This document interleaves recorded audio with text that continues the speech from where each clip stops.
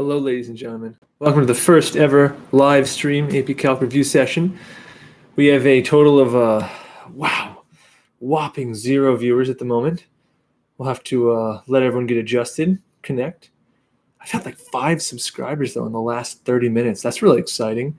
5 subscribers in the last 30 minutes. Cool. People are just subscribing away to get into the AP Calc review session. Very exciting. Oh, we've got some people here now. Nice. People are joining into the session. Hello, everyone. How's it going? You can say hi in the chat. Say hi. Give people a second to get started here. Got some exciting stuff planned. Some review problems, some sandwich theorems. Well, some sandwiches, and then maybe the sandwich theorem. Start off with some delicious sandwiches. Sandwich theorem. Cool. Well, how are you guys tonight? Having a good night? I hope. Lots of studying planned. We've got some people texting on Remind. It looks like everything's going good. Hello, Matt. How are you today? Nice to see you. Hopefully you're having a nice evening. Pretty cool. Nice. Well, we got 6 people. This is 6 more people than I thought would actually show up. Neat. Very exciting. So Matt, was it easy to chat? You able to just type right in there and it shows up?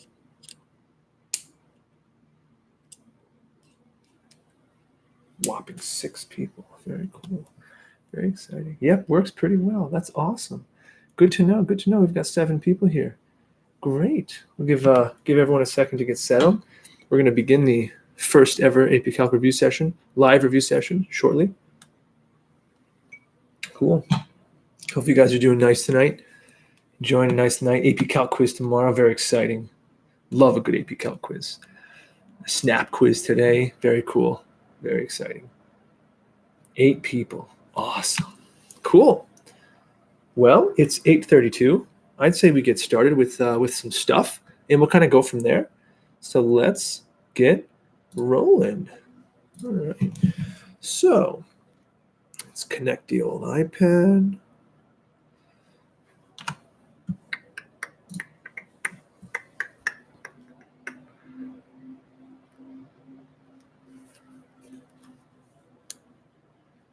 All right, we are good to go. Nice. So let's put YouTube back so I can see the chat. Here we go. Oh, yes, Calc Club Live. Absolutely, Owen Chef. Jackson says, nice. Very cool. Very exciting. All right, well, let's get started. Let's jump in now. Let's go find a problem to solve. Lots of problems to solve in this review document here. Primarily, these problems are from the text. So I pretty much just grabbed these and put them in a document. Some of the problems are problems we've already solved before, like these 4 problems, kind of similar to the snap quiz today. So I think we'll mix these. Oh, screen is mirrored backwards. Thank you for telling me that. That's an easy fix. We'll just go right here. Okay.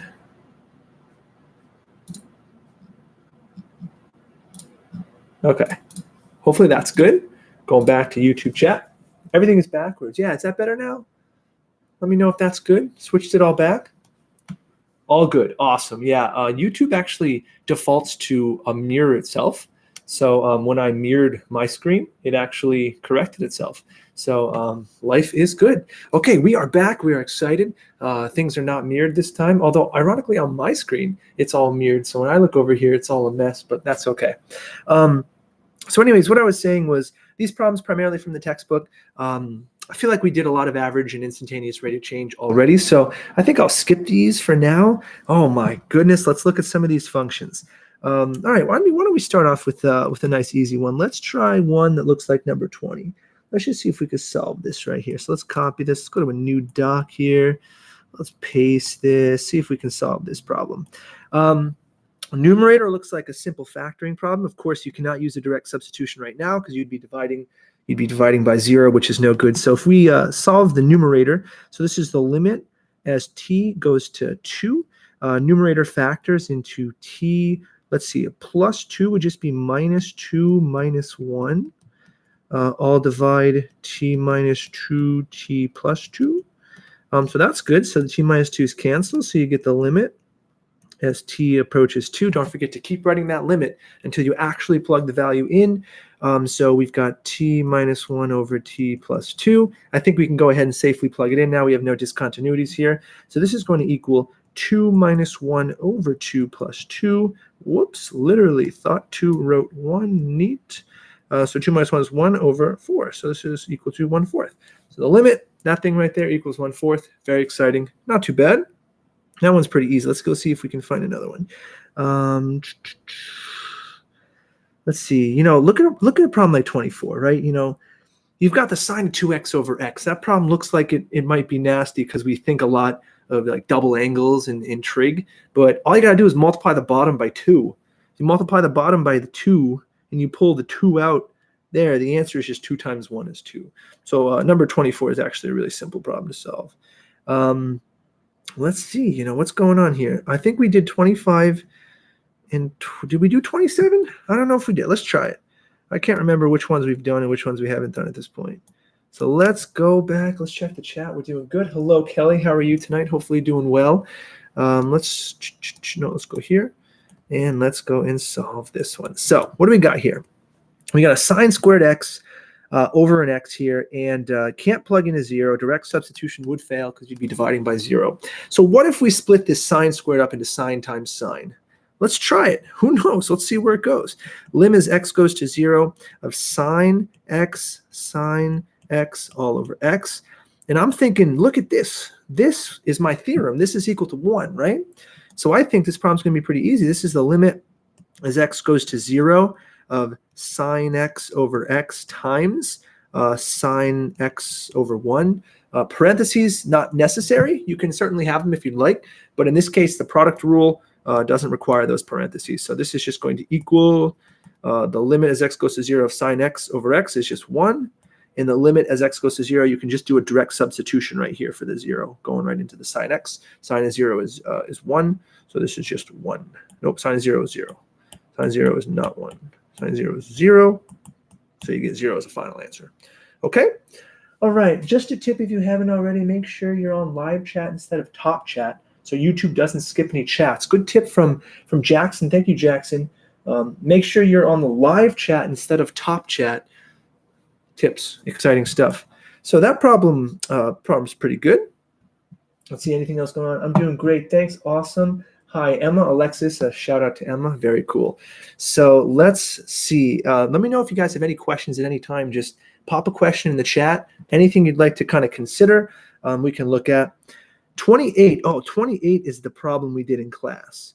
That nasty one where you had to kind of mix and match and use the power rule of limits. Let's see. Let's look at 23. What's going on here in 23? Anything exciting if we plug a 0 in here? Can't plug a 0 in here. I'm thinking just expand that 2 plus x cubed. I don't think that's actually too exciting. That's probably pretty easy. What about 21?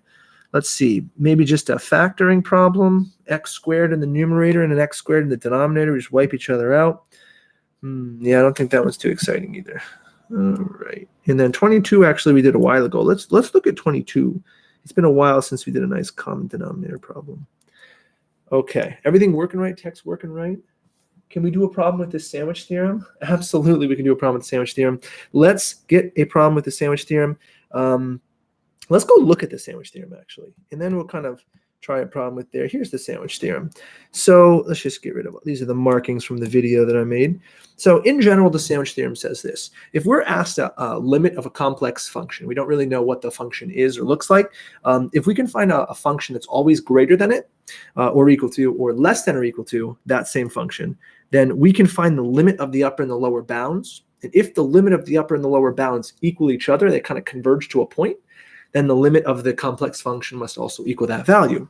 The hardest part is creating the bounds, right? Once you find the bounds, taking the limits is really simple. So that's really the hardest part. Let's look at, this problem right here that the textbook did is kind of nice because it uses a little absolute value. That's kind of nice. Let's get rid of this.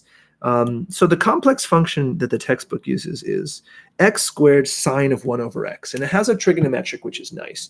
And what the textbook function did this time is they determined if you're taking the absolute value of this thing, then the largest possible value of this function, the largest possible value would be as if the sine function produced a value of 1, because sine oscillates between -1 and 1. So if sine produces a value of 1, then this is where the sine is going to give you, kind of contribute a 1 to the function.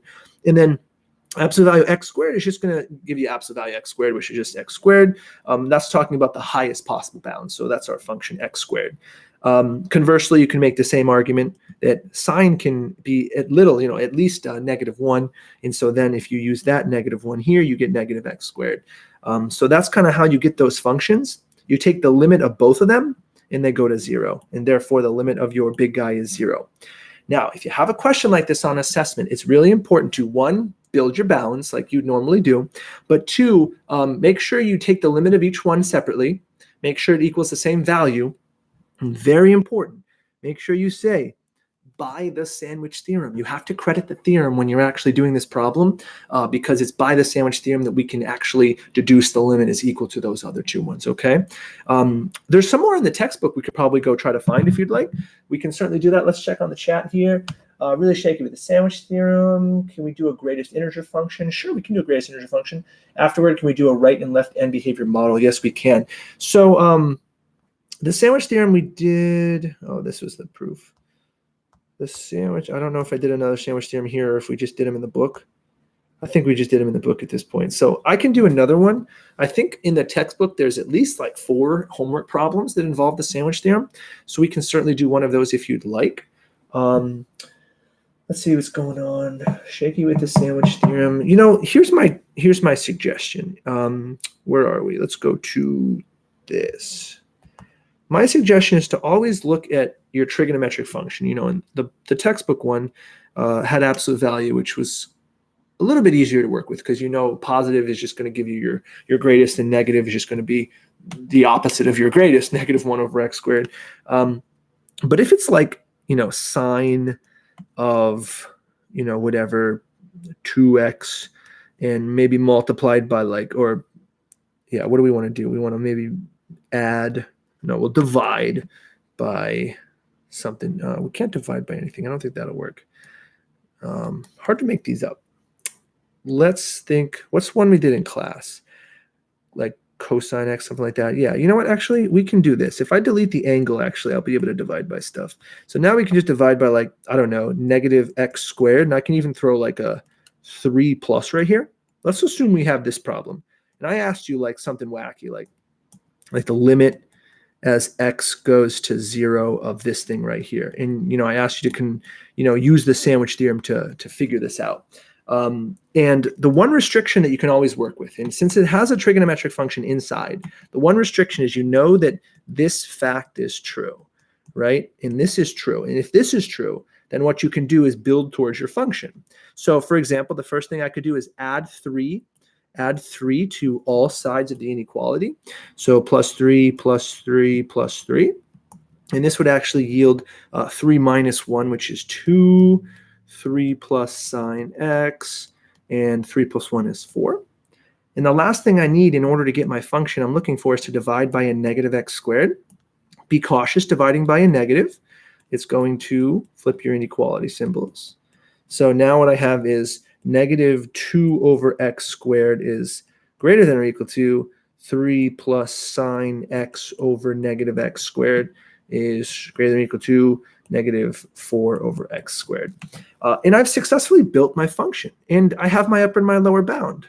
And so just by using the limit now of each of these guys, which is very clear, if you plug in a 0 here, you're basically going to get 2 divided by a really, really, really small number, because if I'm approaching 0, I'm not actually plugging 0 in. If I'm approaching 0, I'm just like 0.1, 0.0001, 0.0001.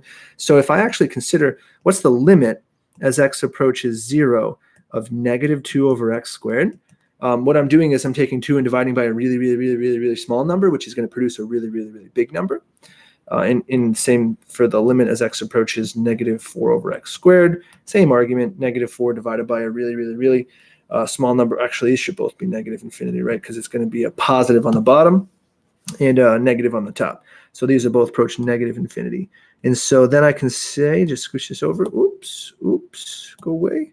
Then I can say by the sandwich theorem. So I can say by the sandwich theorem, the limit as x approaches 0 of, I don't really remember it, 3 plus sine x over negative x squared, random thing, is also equal to negative infinity because it's sandwiched between these two values here. So yeah, just a thought. Let's check up here. After which we do a problem with that. I forgot, does multiply by a negative flip the inequality symbols, or is it just for writing? Yeah, multiplying by a negative also flips the inequality symbols, because multiplication is really just division, right? They're kind of the same operation. When you're just thinking about fractions and stuff, multiplying by 2 or multiplying by a half is the same as dividing by 2. So if you're using a negative in there, you have to make sure you flip that. Okay, so that's kind of like a sandwich theorem idea, but it's really this idea that it helps students a lot in thinking about when you have a trigonometric function. Sometimes if you're stuck, where are my bounds, where are my lower and my upper bounds, you can start by the fact that you know sine exists between -1 and 1. 32 viewers in the chat. Let's go. Let's go. Cool. Let's take a look. There was one other thing. Can we do a problem involving, what was it? Sandwich theorem, the greatest integer function. Sure. Let's just do a quick recap of the greatest integer function. First of all, you guys know the notation, right? So the greatest integer function looks like this. So we often use like brackets. So that's notation for greatest integer. Also, you may have seen it sometimes like this. Int x. So this is kind of like the computer programming version of it, and this is the version that we use mathematically. So you'll probably see this in my class. If you ever took a test and the greatest integer function was on it, you probably see the brackets. But in essence, what the greatest integer function is, it starts off, and basically it's going to go, and it's going to basically go at 0, and when it gets to 1 right here, it's going to jump up, and it's going to then, here we'll do this, close circle, open circle, and so on and so forth. And really what it's doing is it kind of rounds the function up. So like 0.1 or 0.2 or 0.3, sorry, rounds down. All those values just revert to 0. And the second you get to 1 and 1.1 and 1.2, 1.3, it goes to 1, then it stays constant at 1, and so on and so forth. So you could draw as many of these lines as you wanted to. It doesn't really matter.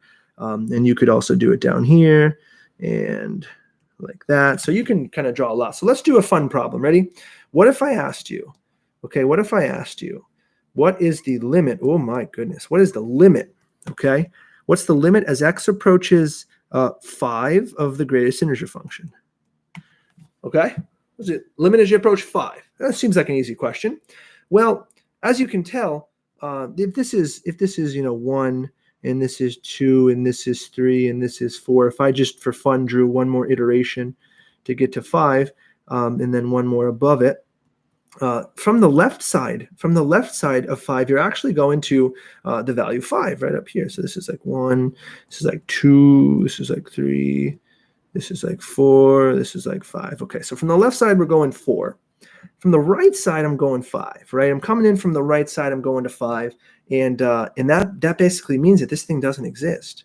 This does not exist. This limit does not exist because from the left side, it's approaching 4, and the right side, it's approaching 5. So this is a very different question than if I asked you, what's this? What's the limit as x approaches 5 from the right of the greatest integer function? Now things are different, right? Because I'm giving you a partial limit. And partial limits will always exist. You can never have a partial limit that does not exist. You can have a partial limit have no limit, because if you're asking about a value where the function is not there, then it can be no limit. But a partial limit can never not exist because it's simply just there or it isn't. So now I'm really asking you just the right side, and just the right side we're dealing primarily with this piece right here. And from the right side of 5, we're going to be approaching this value of 5. And so life is good there. The left side obviously being 4. I could give you more complex functions, like I could do the limit as x approaches, that's a messy approaches, x approaches, I don't know, maybe like 2.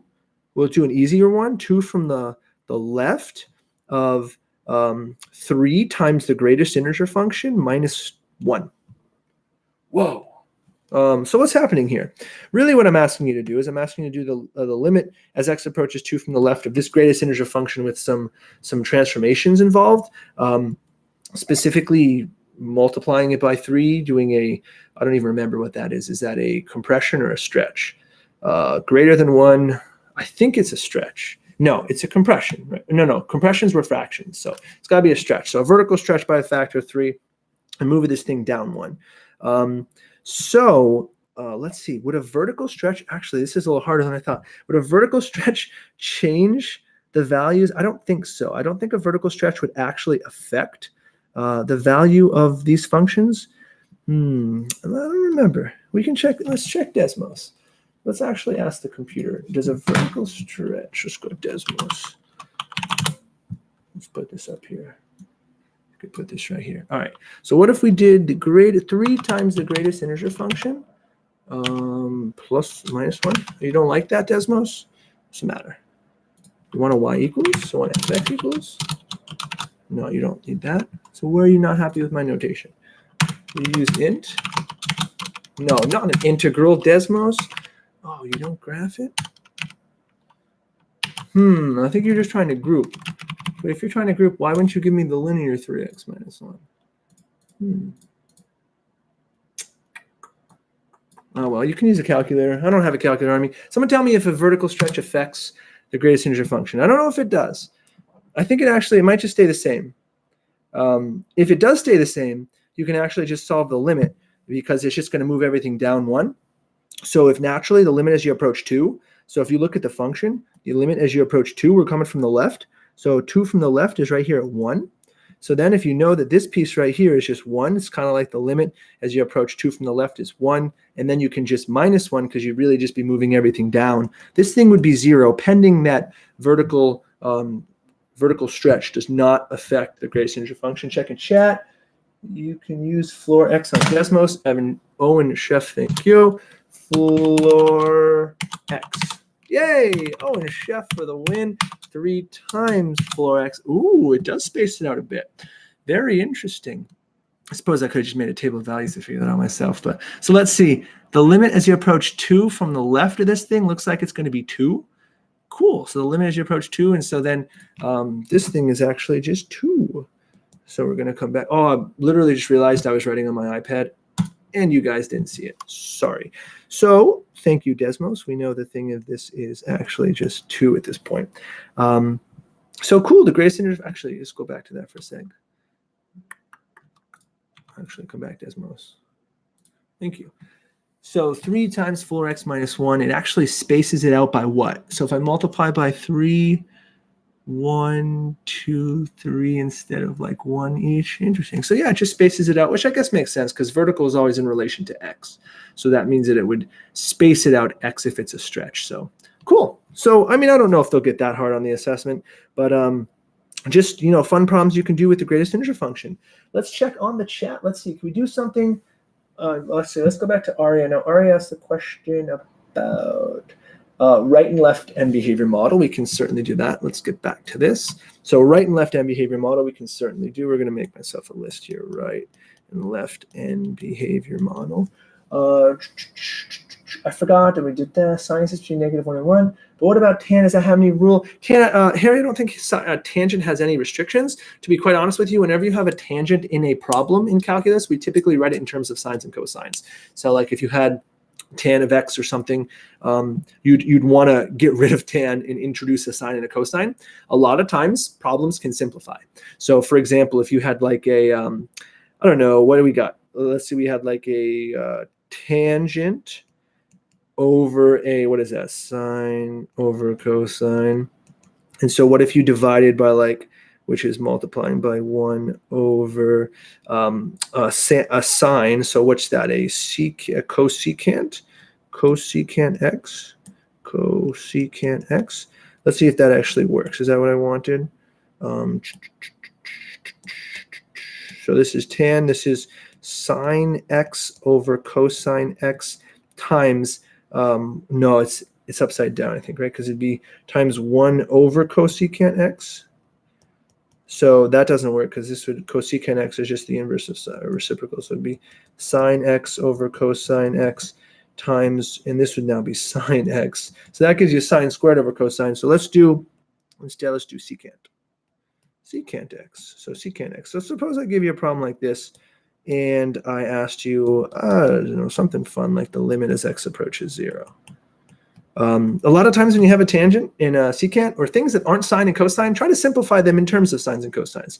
So this one's just going to be the limit as x approaches 0 of tan, which is sine x over cosine x. And we're going to divide, so we're going to times by 1 over the secant x, and then the limit as x approaches 0 of sine x over cosine x, and 1 over secant x is just cosine x, and those cancel, giving you the limit as x approaches 0 of sine x, which just now direct substitution yields a value of, what is that, 0? Sine of 0, 0. I don't know, just a fun problem. So a lot of times when you have trig functions that are not sine and cosine, you can simplify them in terms of sines and cosines, and your life gets a lot easier. So just a little tip for you for tomorrow. Okay? Okay. How's the chat doing here? Let's see. We got Harry's comment. For the sandwich theorem, can we always rely on using interval sine and cosine to find the upper and lower bounds? Dara, if it has a sine and cosine in it, typically yes. If it doesn't have a sine and cosine in it, you want to really, with right and left behavior models, kind of what we do is we pull pieces and guess and check. You kind of want to do that. You kind of want to think to yourself, what's the most simplistic part of the function, and can I make it related to those functions? Because the goal is to find the limit of these simplistic functions. It's easy to find, like 1 over x or x squared, for example, the one in the book. So that's kind of the goal. It affects it. A stretch of 2 makes multiplies by 2 instead of. Thank you very much, Brian. You're absolutely correct. Vertical stretch means that, yep, we got that. Thanks so much, Trevor. Chef MVP, horizontal. What about when it is integer x over x as x goes to 0? Okay, let's take a look. So we had a comment from Ilana, and we've got, let's see, it says it's the limit as x goes to 0 of the greatest integer of x over x. Okay. Well, I don't think this would be too hard, because I could actually use my property of quotients here to avoid dealing with this nastiness. You can actually just say this is the limit as x goes to 0 of greatest integer x over x. Oh, sorry, limit as x goes to 0. You can't, right? Because this is just going to be 0 over 0. So I think we have to think about this. Let's see. Unless we could maybe just draw a graph. I'm thinking, what does this thing look like if we were to draw a graph? If we were to just draw a graph, we would see it looks like 4x divide x. And it looks pretty crazy as we're going to 0. What are we doing here? So from the left, we're going to infinity. It makes sense. We have a vertical asymptote there. And from the right, wow, this is a crazy looking function. From the right, we're actually just on the bottom there, and we're kind of just one iteration of a floor function, and all the other ones kind of look curved. Interesting function. Cool. So I guess the answer is it doesn't exist. But the left-sided limit, let's see, Lana, did you specify? No, just as x goes to 0. So I guess this would just be a non-existent one. Does not exist. Yeah, if you had to do that thing algebraically, I would maybe just make an XY chart and see what's happening, because from the left, it looks like you're just going up to infinity, and from the right, that's just going to be 0. You're just going to plug in these values, and that makes sense, I guess, because the numerator here, as you go 0, 0.1, 0.2, 0.3, it's going to give you a 0. 0 on the top gives you 0 as a result. So, that's a cool looking function. Oh, I did it again. Sorry. Still getting used to this. Sometimes I'm writing and I still had Desmos up. Apologies. Okay, so let's see. 4x, right? Did the stretch of everything. Can we do a non-sine cosine sandwich theorem? I'm not sure there are any in the book, Kelly. Kelly, check the book and let me know. And they'd be in section 2.1 or 2.2, actually, because it applies for infinity. Look at 2.1, 2.2 bookwork and see if there's any non-cosine sine ones. And if there are, we can do them.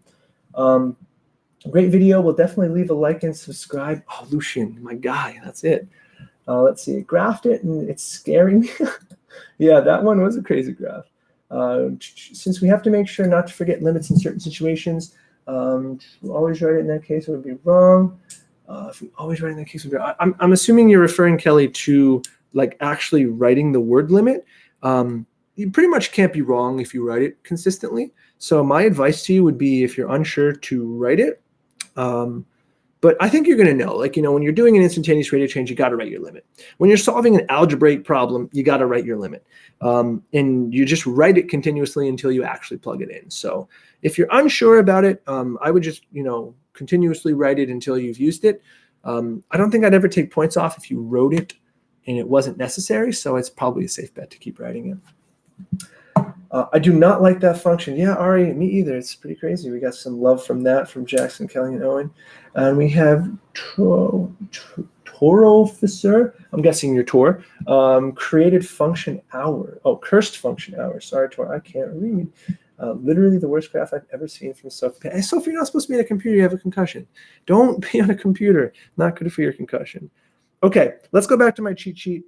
We have a minute. The chat seems to be pretty good. Can we tackle instantaneous rate of change problem? We can totally do that, CJ Hilty. Instantaneous rate of change. Instant rate of change. Okay, let's take my cheat sheet and bring it with me. Okay, so Ari asked a while ago to try a right and left end behavior model problem. Let's go to the book because I feel like we can look at the book. Let's see. You're going to be right here, Mr. Book. Textbook pages. Let's look. Right and left end behavior model. Oh, I opened up right to it. That was sick. Let's see. Okay, so this is one we did in the video and class today. X plus e to the negative x. So let's see if we can go find another one.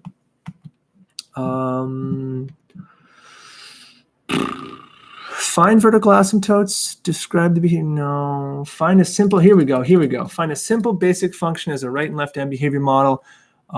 Okay. Pick one. 45, 46, 47, 48. Pulling up the chat. First one to respond wins. Let's see it. Rip Dave. Can you please do number 49, exercise 2.2? I'm going to add that to my list. Sarah Quinlan. Number 49 and 2. Oh, wait. Was that one of these ones right now? Oh, no. So close. So close. I'm waiting for one in the chat. I'm waiting for one. I'm just going to pick randomly 45, 46, 47, 48. Anyone? Probably. I feel like Mr. Blanchard were here. He'd call you out so hard. Can you please do number 49? Yeah, we got that. Is there one of these sessions where we each quiz? Brian, I got one from Anika 47. I'm going to try. I'd like to do them a couple days before a quiz so people have them to review because we have 33 viewers right now. That's awesome. But obviously everyone is not able to get here tonight, so I'd like to put it online. We got 2 votes for 47. We're going to do 47.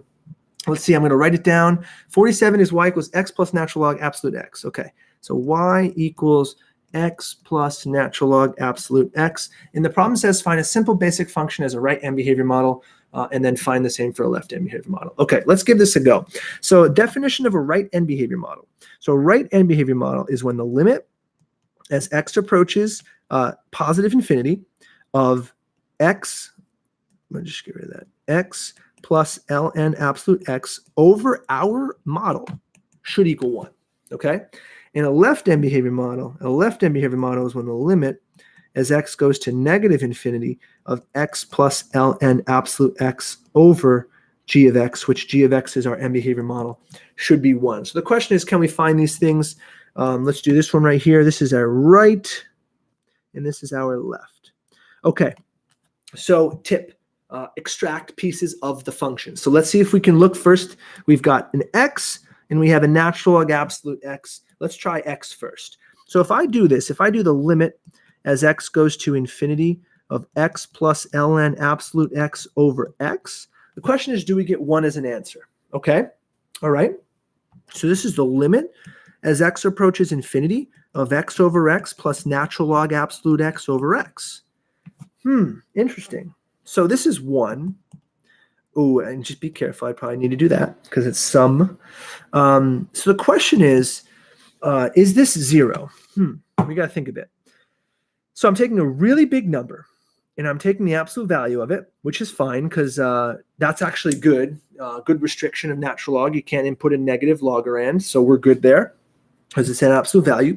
So what happens if I take the natural log of a super, super big number and I divide it by a super, super big number? Well, let's see. Which one's growing faster? Well, natural log is the inverse of an exponential, right?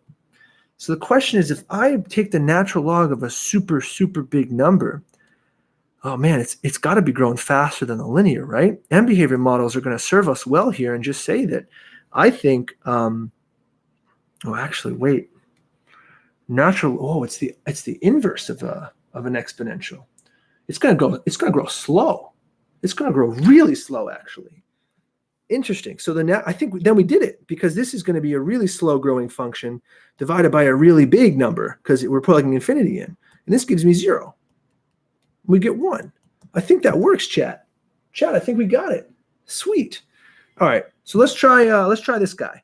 The limit as we approach negative infinity. So I used x for my left piece. So let's try to use natural log x this time. So lim x goes to negative infinity of x plus natural log absolute x over natural log absolute x. Okay? So let's try this thing.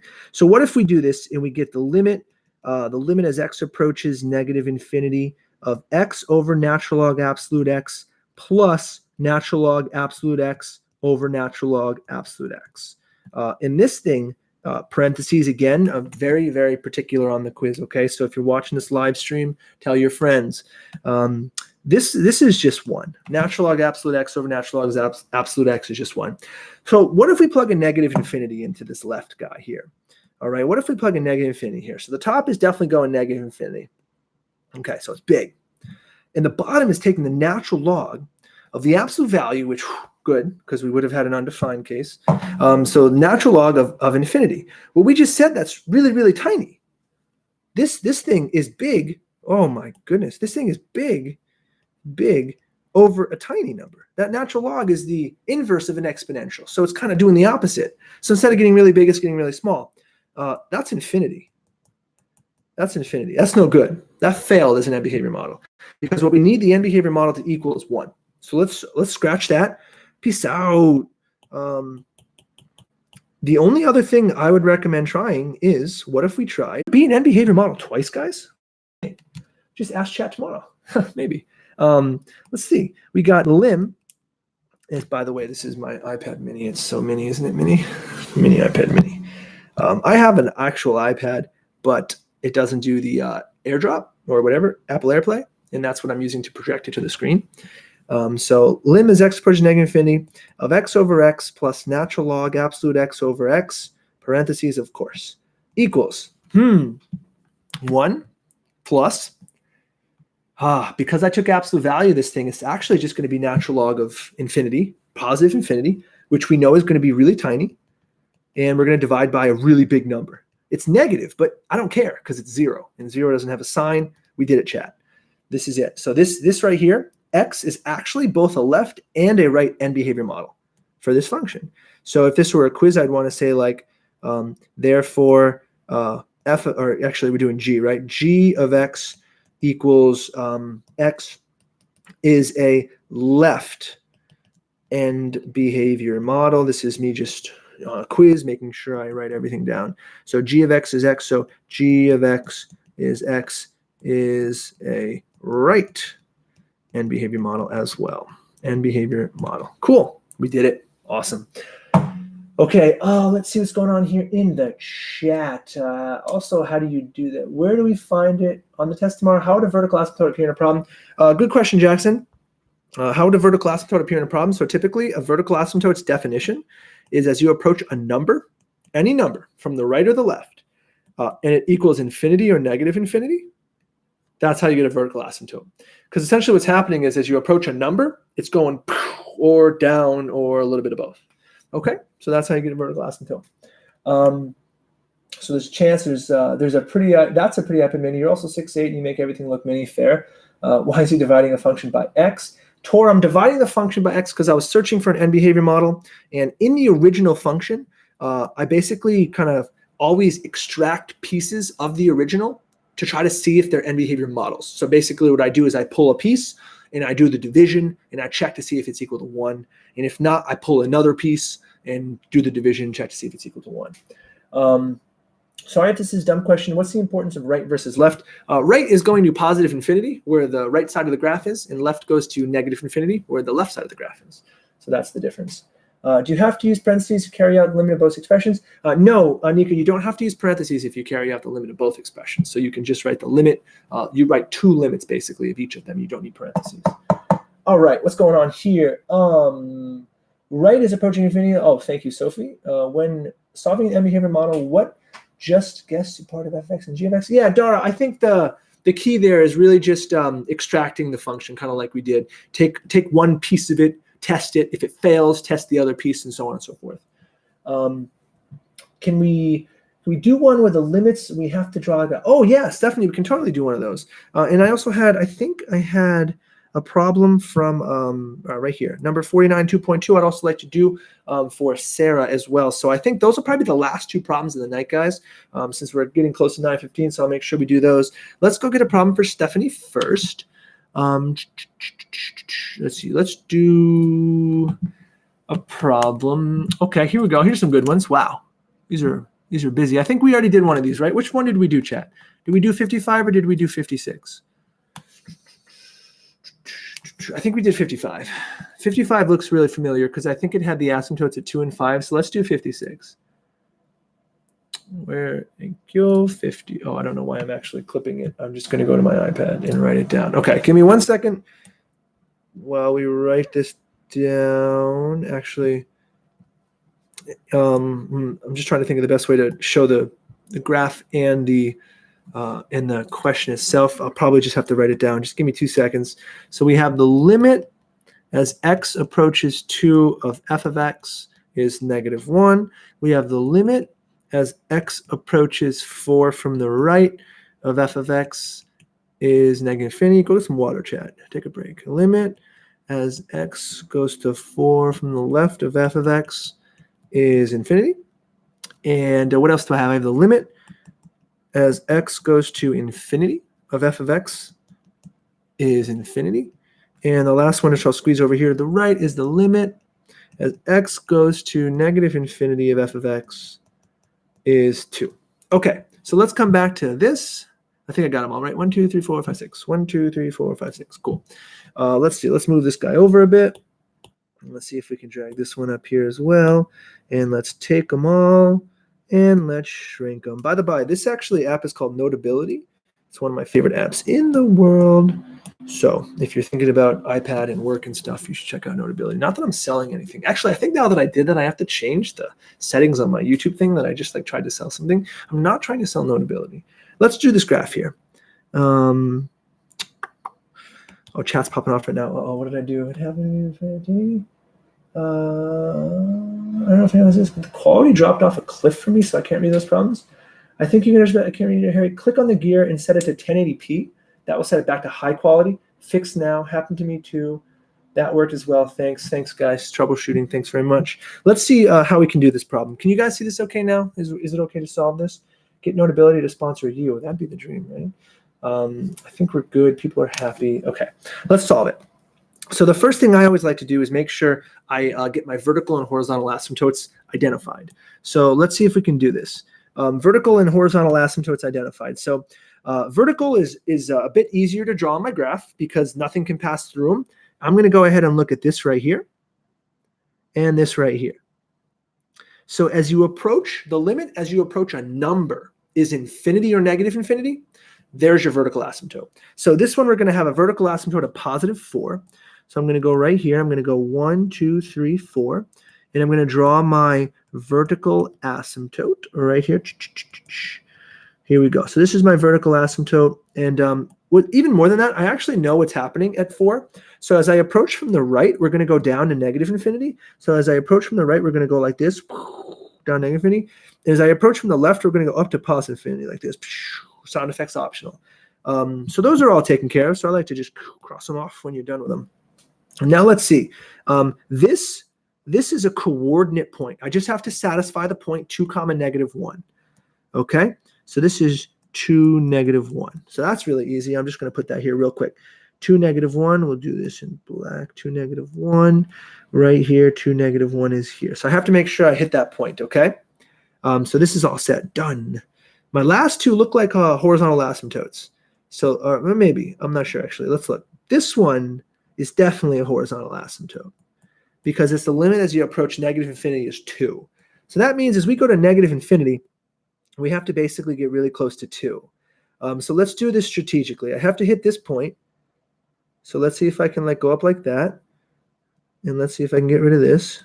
Actually, I'm just going to try that again. Just going to go. And then I have to approach positive 2. So let's swing this guy back up here and make it go to 2, basically towards negative infinity. So I made that horizontal asymptote. So that's all done. And then I need to satisfy that infinity goes to infinity. Oh, that's really easy. Bam! There it goes, up to infinity. So I think we have it. So this satisfies all 1, 2, 3, 4, 5 of the conditions. And just to give you guys a tip, when you do a problem like this on tomorrow's quiz, how I grade a problem like this is I go through one at a time, and I basically check off your conditions, one condition at a time.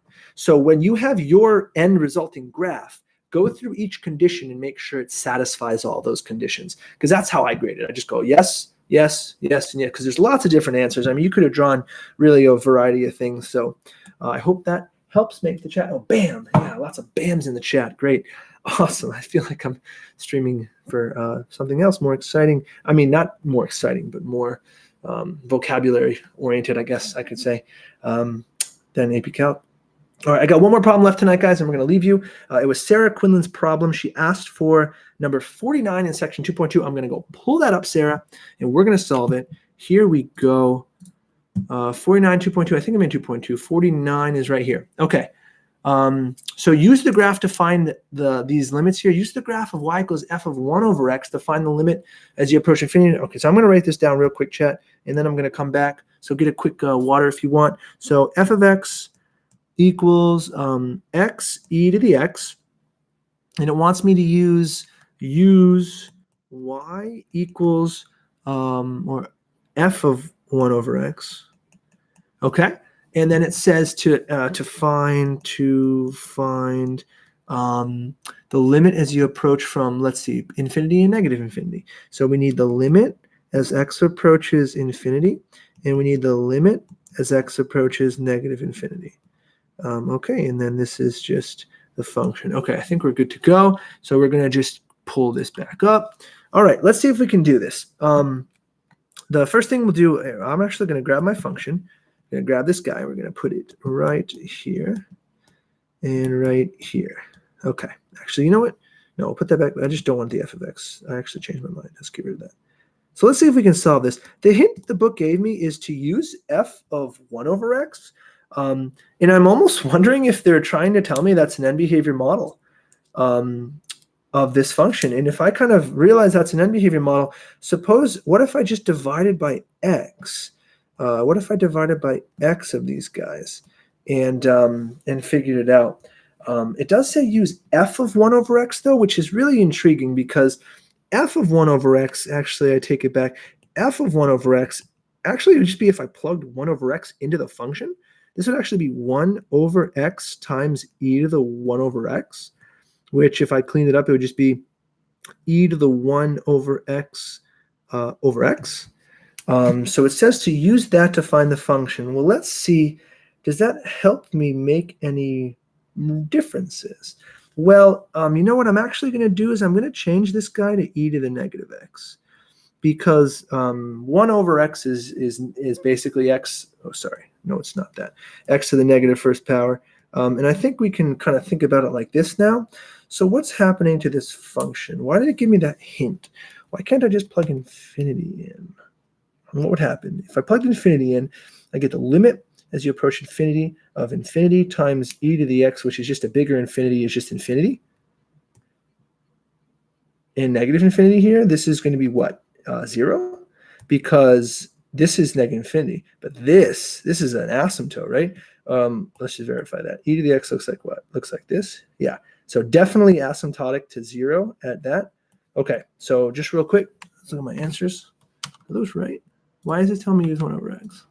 Whoops. 50, 49, infinity and negative infinity 0. Yeah. So these are the right answers. Yeah. I don't really know. Does anyone know what's going on with the 1 over x? Chat, checking chat, jokes on you. I drink my water during the actual math. I'm not sure what that means, Brian. I'm not sure what that means. Let's think about this. What would this allow us to do?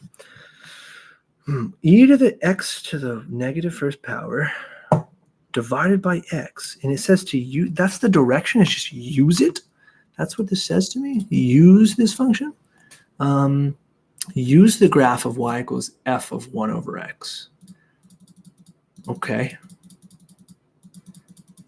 Yeah, I don't know. I don't know why it's doing that. You know what? Let's check. One more document I can check is I can check my solutions that I made, and I can see, did I assign this problem actually?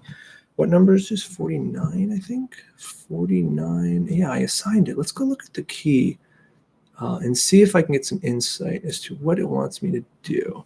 Okay, I drew a picture. I plugged in 1 over x. Cool. So the limit as x approaches infinity of f of x is the limit as x approaches 0. Oh. So I checked because I know there's an asymptote at 0. I checked 0 from the right and 0 from the left. Interesting. This is the picture of the graph. I guess. I just don't know why you don't solve this with direct substitution, though. I mean, with direct substitution, we're able to get the answers pretty easily. Infinity goes in there. Yeah, you're not violating any rules. You're not plugging a 0 in a denominator. Yeah. I don't know, Sarah. I don't know why the book suggested we use 1 over x. The book suggested we use 1 over x. Yeah, I don't know. I would just use direct substitution. I'm never going to tell you to do a problem like that. I'm going to tell you to kind of force you down a road where you have to use a specific function. I thought for a minute it was really going to be about end behavior models, but it really didn't help too much. Chat, any? I lost my chat. Chat, any ideas as to what's going on? Let's pull it up. Here's my chat. Oh, let's see. Judge smooth, drinks water, audibly sips H2O. So wouldn't this problem be without a graphing calculator? Yeah, Hugo, I think this is a fair problem without a graphing calculator, only because direct substitution solves it quite easily. So I would say don't worry about it.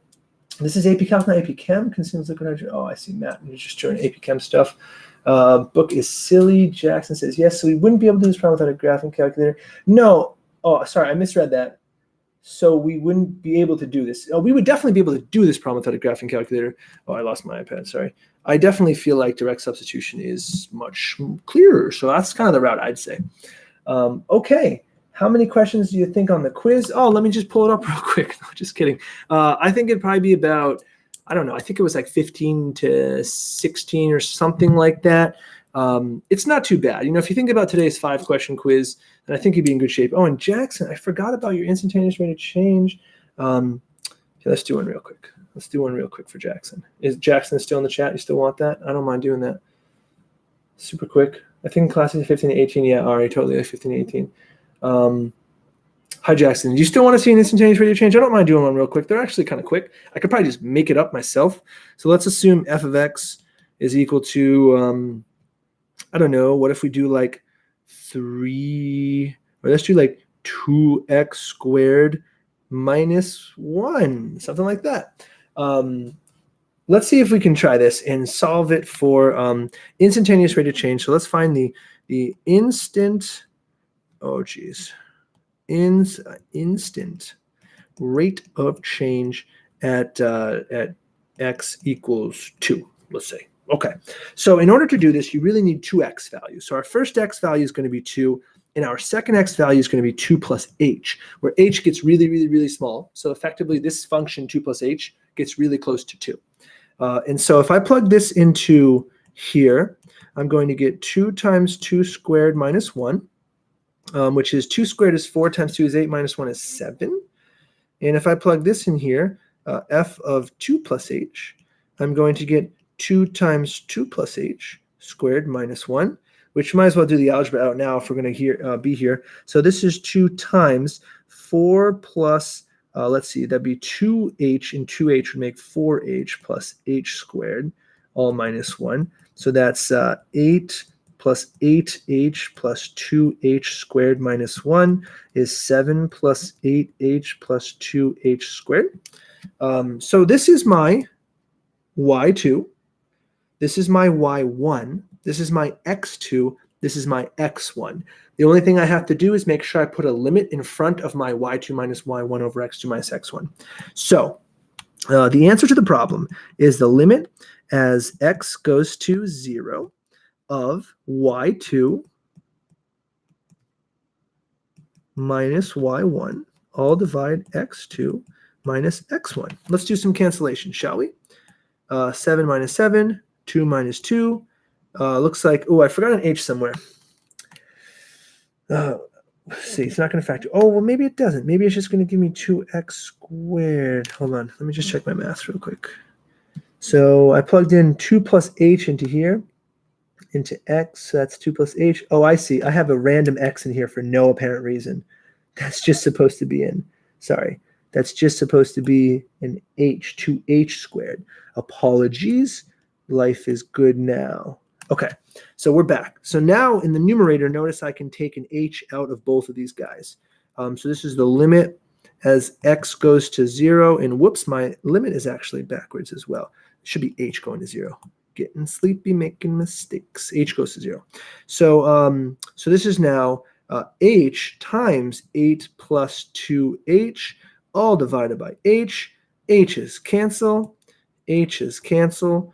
And I've got the limit as h goes to 0 of 8 plus 2h. And now, chat, all you got to do is plug a 0 in for h, and you get an answer of 8, we'll say feet per second, even though I didn't actually give you one to take a look at.